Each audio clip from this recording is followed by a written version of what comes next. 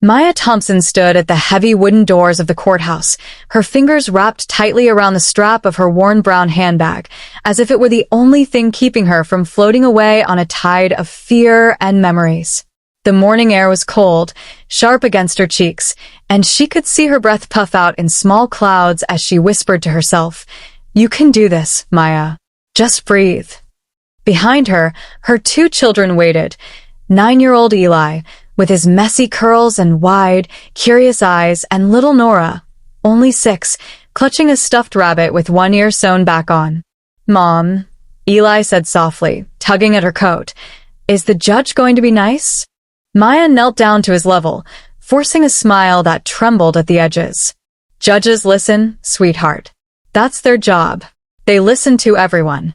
Inside, her ex-husband, Daniel Reed, was already seated with his lawyer, his posture stiff and his gaze fixed straight ahead. When Maya finally walked in, their eyes met for a brief second, and the room seemed to fall silent around them. The bailiff called out, "All rise," and Maya's heart began to race, pounding so loudly in her ears that she wondered if everyone else could hear it too. She took her seat, smoothing her skirt, and whispered to Nora, "Stay close to me, okay?" Nora nodded, her small hand slipping into Maya's like a promise.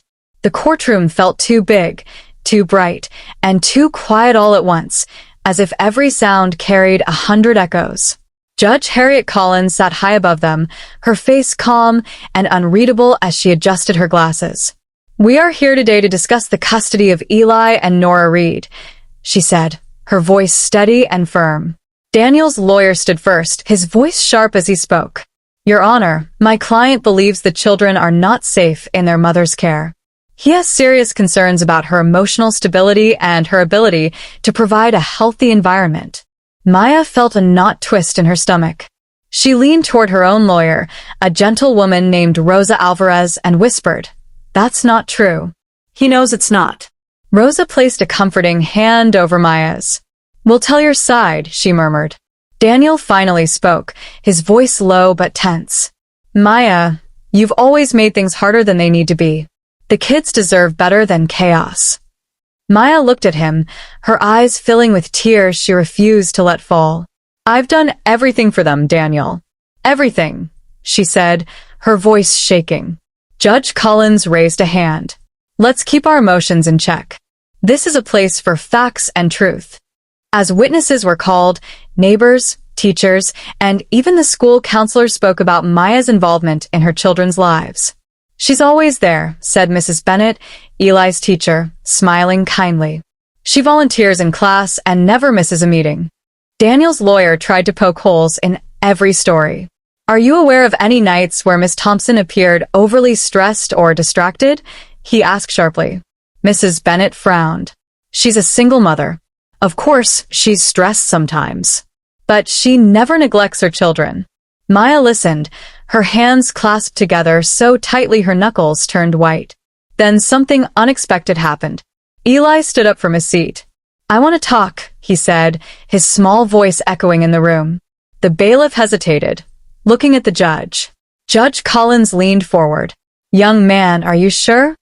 Eli nodded, clutching a small green notebook to his chest. "My mom gave me this to write my thoughts in. I want to read from it." Maya gasped softly. "Eli, you don't have to," she whispered. He looked back at her, his eyes serious. "I want to, Mom." Eli walked slowly to the front, the notebook trembling in his hands. The courtroom held its breath. "Dear Diary," he began, his voice small but steady. "Today Mom helped me with my math homework even though she was tired from work. She made spaghetti, and Nora spilled her juice, and Mom laughed instead of getting mad." A few people in the room smiled softly. Eli turned a page. "Sometimes Dad doesn't come when he says he will. I wait by the window, but Mom sits with me and tells me stories so I don't feel sad." Daniel shifted in his seat, his jaw tightening. Maya covered her mouth, tears finally slipping down her cheeks. Eli looked up at the judge. "My mom isn't scary. She's my safe place." Judge Collins blinked slowly, clearly moved. "Thank you, Eli," she said gently. "That was very brave." Eli ran back to his seat, burying his face in Maya's coat. She wrapped her arms around him, whispering, "I'm so proud of you." The room felt different after Eli spoke, like a heavy cloud had lifted. Judge Collins asked a few more questions, her tone softer now. Daniel's lawyer tried to recover, but the energy had shifted. Finally, the judge folded her hands on the desk. "I have heard enough," she said. "The evidence and testimony show a mother who is present, loving, and committed. There is no proof of the claims made against her." Maya held her breath. "Therefore," Judge Collins continued, "custody will remain with Ms. Maya Thompson, with visitation rights for Mr. Reed under clear terms." Nora squealed softly, hugging Maya's arm. Daniel looked down, silent. As they left the courtroom, Rosa smiled at Maya.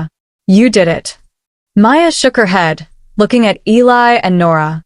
"We did it," she said, her voice full of relief and warmth, as sunlight poured through the tall courthouse windows, wrapping their small family in a quiet, hopeful glow. Outside the courthouse, the world felt brighter, louder, and almost unreal to Maya Thompson as she stepped into the sunlight with Eli and Nora at her sides. Cars passed, people hurried by, and somewhere a street vendor called out about fresh coffee, but all Maya could hear was the steady beat of her own heart finally slowing down. Eli skipped a few steps ahead, swinging his green notebook in the air like a trophy. "Did you hear the judge, Mom?" he said, grinning. "She said I was brave." Maya laughed softly, brushing his curls away from his eyes. "You were more than brave," she replied. "You were honest. That's even better." Nora tugged on Maya's sleeve. "Can we go home now? I want to show Mr. Whiskers his bed again," she said, lifting her stuffed rabbit. Maya nodded, feeling a warmth spread through her chest. As they walked toward the bus stop, Maya noticed Daniel standing across the street, watching them from a distance. For a moment, she hesitated, then took a breath and crossed over. "Daniel," she said quietly. He looked up, surprise flickering across his face. "I don't want this to be a war anymore," Maya continued. "For their sake." Daniel's shoulders slumped slightly. "I never meant for it to go this far," he murmured. The words hung between them, heavy but not angry. That evening, their small apartment felt different, like it had taken a deep breath along with them. Maya set a pot of soup on the stove, the gentle bubbling filling the kitchen with warmth and the smell of vegetables and herbs. Eli sat at the table, drawing pictures in his notebook instead of writing. "I'm drawing today," he announced proudly. "This one is you, Mom, with a big superhero cape." Maya peeked over his shoulder and laughed. "I don't remember owning a cape," she teased. Nora climbed onto a chair, kicking her legs as she sang a silly song about rabbits and judges. The simple sounds of home wrapped around Maya like a blanket. Her phone buzzed on the counter, and for a moment her stomach tightened, expecting another message from a lawyer or court official. Instead, it was Rosa. "Just checking in," the message read. "Remember to rest. You've been carrying a lot." Maya typed back, "We're okay." Finally. She looked around at her children, their faces soft in the yellow kitchen light, and felt the truth of those words settle in her heart. A week later, Daniel came by for his first scheduled visit. Maya watched from the doorway as Eli and Nora stood awkwardly in front of their father. "Hey, you two," Daniel said, kneeling down. "I brought something." He pulled out a small bag and handed Nora a new ribbon for her stuffed rabbit, then gave Eli a set of colored pencils. "So you can keep writing," he said. Eli studied his father's face, then nodded slowly. "Thanks," he replied. The visit was quiet at first, filled with careful words and long pauses. They sat in the park nearby, watching ducks glide across the pond. "Dad," Eli finally said, "you could come more now, right? Like when you say you will?" Daniel swallowed hard. "I'm going to try," he said. Maya listened from a bench a few steps away, her hands folded in her lap. She didn't interrupt. She knew this was a bridge only they could build, plank by fragile plank. As days turned into weeks, life slowly found a new rhythm. Maya returned to her early morning shifts at the diner, pouring coffee and greeting regulars with tired but genuine smiles. Mrs. Carter, who always ordered toast and jam, leaned over the counter one morning. "You look lighter," she said kindly. Maya chuckled. "I feel lighter," she admitted. At school, Eli's teacher noticed his confidence growing. He raised his hand more, spoke up in class, and even volunteered to read his stories aloud. One afternoon, he ran home, breathless. Mom. I read my notebook in front of everyone and they clapped. Maya dropped her bag and hugged him tightly. See what happens when you share your voice? She whispered. Nora, watching from the couch, clapped too, even though she didn't fully understand why. One rainy night, when thunder rolled across the sky and Nora crawled into Maya's bed, Eli followed close behind. Can we all stay together? He asked softly. Maya pulled the blankets around them, the three of them forming a small, warm island against the storm. Mom, Eli said after a long silence, were you scared in the courtroom? Maya considered the question. Yes, she answered honestly. I was very scared. But you didn't run, Nora mumbled sleepily. Maya smiled in the dark. No, I didn't. Because some things are worth standing still for, even when you're afraid. The rain tapped gently against the windows, and soon both children drifted to sleep, their breathing slow and steady, a quiet promise of peace. Months later, the memory of the courtroom felt distant, like a story from another lifetime. Maya found herself laughing more, worrying less, and even dreaming again. She enrolled in a night class to finish the degree she had put on hold years ago. I want to show you that it's never too late, she told Eli and Nora as she packed her books. Eli saluted her playfully. Go, Supermom, he said. Daniel remained a part of their lives, imperfect but present. Sometimes visits went well, sometimes they were awkward, but they kept trying. One afternoon, Daniel and Maya stood side by side at Eli's school play, clapping as he took a bow. Their eyes met, and for the first time in a long while, they shared a small, understanding smile. Eli's notebook grew thicker with time, its pages filled with stories, drawings, and little moments of their everyday lives. One evening, he handed it to Maya. This one's for you, he said. She opened to a page where he had written, in careful letters, My mom is my home. Maya felt tears sting her eyes. This is the best thing anyone has ever given me, she whispered. Nora leaned in. Draw me too, she demanded. Eli laughed and added a crooked stick figure with pigtails. The three of them sat on the floor, surrounded by crayons and laughter, building a world made of paper and love. On the anniversary of the court ruling, Maya took the children back to the park where they had watched the ducks. They brought breadcrumbs and sat by the water, tossing small pieces as the birds gathered. Do you remember this place? Maya asked. Eli nodded. This is where Dad said he would try, he said thoughtfully. Maya placed a hand on his shoulder. And trying is how we change, she replied.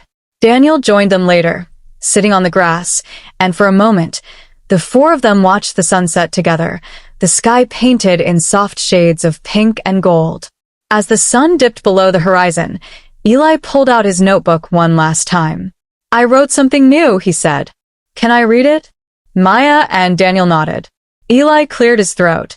Once, my family was like a broken bridge. We didn't know how to cross without falling. But we learned to hold hands, even when it was hard, and now we can walk across slowly. His voice wavered, but he kept going. When he finished, the world felt quiet and full all at once. Maya hugged him, Daniel placed a hand on his back, and Nora clapped, unaware of the depth of the moment, but happy to be part of it. That night, as Maya tucked her children into bed, she lingered in the doorway, watching them sleep. The journey they had taken, through fear, truth, and courage, felt like a long road behind them and an open one ahead.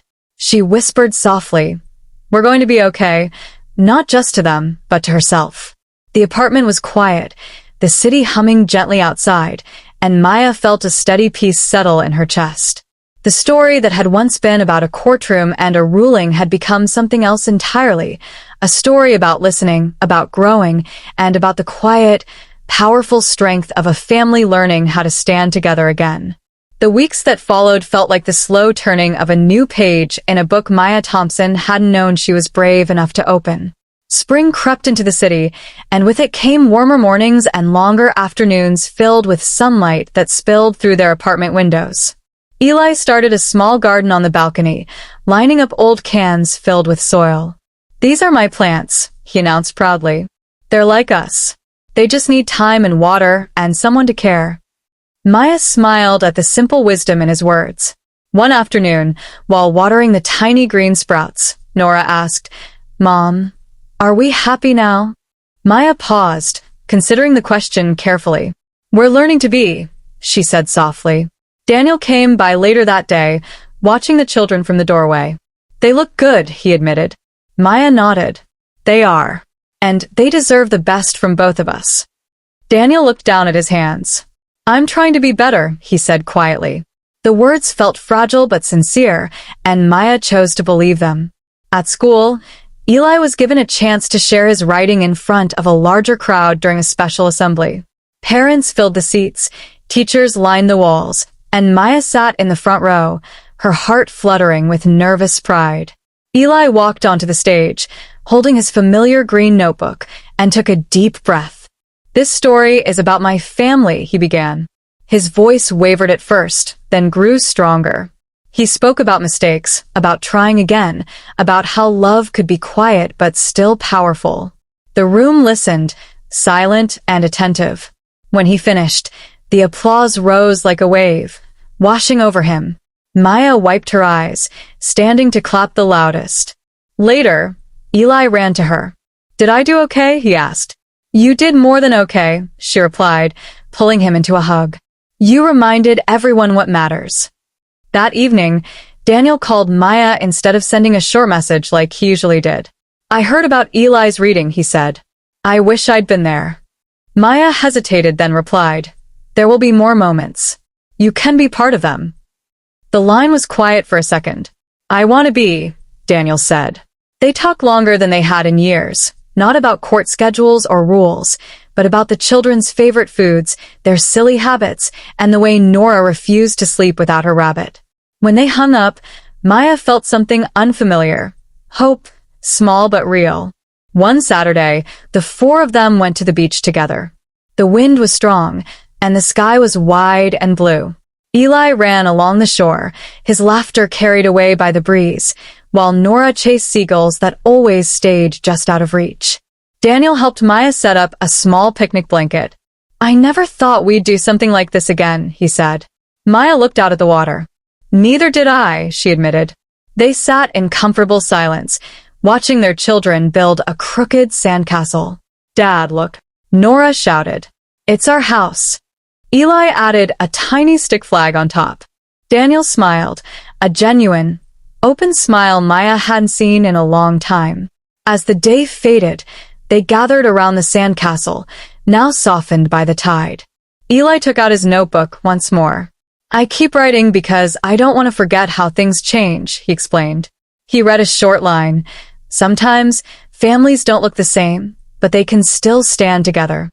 Maya felt her chest tighten with emotion. Daniel nodded slowly. "That's true," he said. "And I'm glad I'm still part of the story." The sun dipped low, painting the water in gold, and for a moment, everything felt perfectly still. Back home, after the children were asleep, Maya sat by the window, looking out at the city lights. She thought about the woman she had been on that first morning at the courthouse, afraid, unsure, and carrying the weight of the world in her hands. Now, she felt steadier, not because life had become easy, but because she had learned she could face it. Her phone buzzed with a message from Rosa. "Proud of you. Always." Maya smiled, setting the phone down and taking a deep breath, feeling gratitude fill the quiet room. The story of their family no longer belonged to a courtroom or a ruling, but to the small, ordinary moments that stitched their lives together. Shared meals, bedtime stories, school assemblies, and windy days at the beach. As Maya turned off the lights and headed to her bedroom, she whispered the same words she had spoken months ago, but now with a deeper understanding. "We're going to be okay." And this time, she truly believed it.